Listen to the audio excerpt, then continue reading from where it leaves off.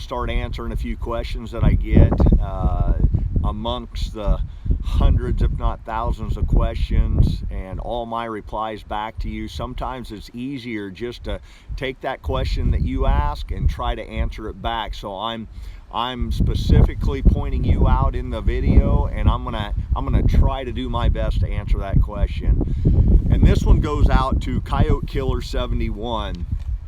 About several weeks ago, I posted a video where I showed the back of my Predator Quest pickup just heaped up with coyotes, and I was on a hunting trip, and it was one of those trips where I was running and gunning and going very hard, and there was a lot of coyotes in the back of the pickup. And this Coyote Killer 71, he asked a great question, and I think all of you could get something from this. And here's the question.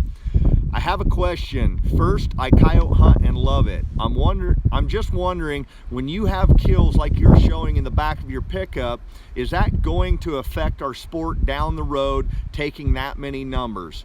I'm from Michigan, and I'm just not used to seeing that many yotes. Anyways, are the numbers that great you can kill that many and not affect numbers down the road? Great videos, not knocking on you for killing that many. I'm just wondering. Great question, Coyote Killer 71. Back in the late 80s, the coyote fur prices plummeted down. So what happened was trappers quit trapping them, so the coyote numbers went through the roof. It was several years, and the price of coyotes had not rebounded for a fur use and fur sale. So basically what happened was, that's when people started implementing coyote calling competitions, because the coyote numbers were so high. They had to do something to try to get these the coyote population back down, because it was just crazy how many coyotes were out there. So virtually in my state of Nebraska, the coyote numbers were insane. Like, every morning I could drive around and kill 1 or 2 coyotes just driving around in the farm country. You always saw coyotes. So basically what happens is, if you go into an area and you do not harvest any coyotes, they're still going to have pups. The coyote's body, they know, with the amount of game that's out there, they know that they can actually produce a few young. So instead of having 6 pups, they may only have 2 pups, okay, if you understand what I'm saying.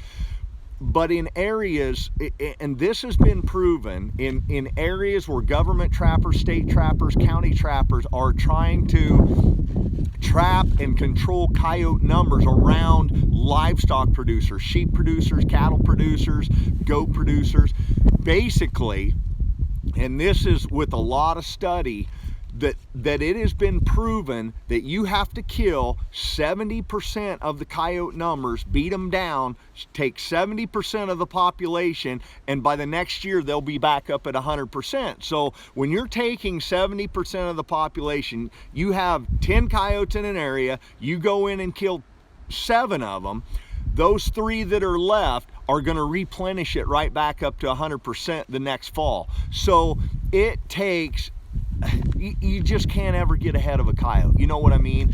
But see, here's what people do not understand. Okay, they say, okay, don't kill any then, and they'll just manage themselves. You're right, they will, but they will get parvo, they'll get distemper, mange will come in, it'll totally decimate them. And you may not hardly ever see a coyote again for 2, 3, 4, 5 years, and then they can finally get their population back up. So, with that said, Mother Nature can be far crueler than man going in and trying to be a conservationist and manage the population. A lot of people don't understand that. They will never get it, and you can talk until you're blue in the face, and they will never understand it. So, whenever a nuclear bomb comes, the atomic bomb, something happens that greatly wipes out the human population, there's always going to be a coyote left. I'm telling you that, and with all certainty, no matter how hard you hunt coyotes, you're never going to wipe them out, okay?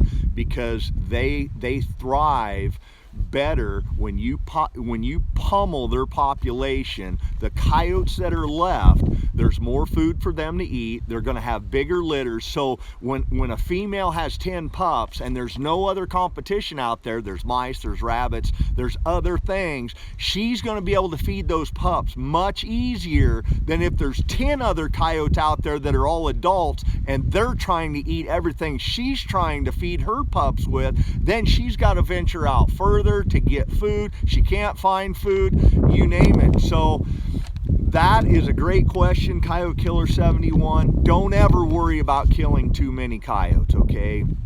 I had a fur buyer once tell me when I was a kid, one year we'd start killing coyotes and 8 out of 10 would be mangy. So I would ask my fur buyer, and remember, this is long time ago, I'd say, so should we just leave them alone and will the mange take care of itself? He said, Les, if even in the summer you see a mangy coyote, you kill it. You kill every coyote you can. Just wipe them out, annihilate them, take as many as you can. And lo and behold, the next year you'd have 3 out of 10 that would be mangy. So basically, it's good to put some pressure on the population of coyotes. Don't worry about killing them all. And remember, all the coyotes in the back of that pickup, that come from about 300 miles of hunting. So I took 5 from this area, I took 8 from this area, I took 10 from this area. And it was a huge, vast expanse of country where I'm going in and taking some of the coyotes out of that population. It only helps.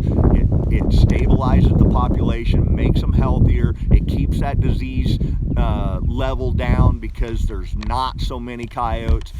Thank you for watching. Beat up that like button. Share this with your friends.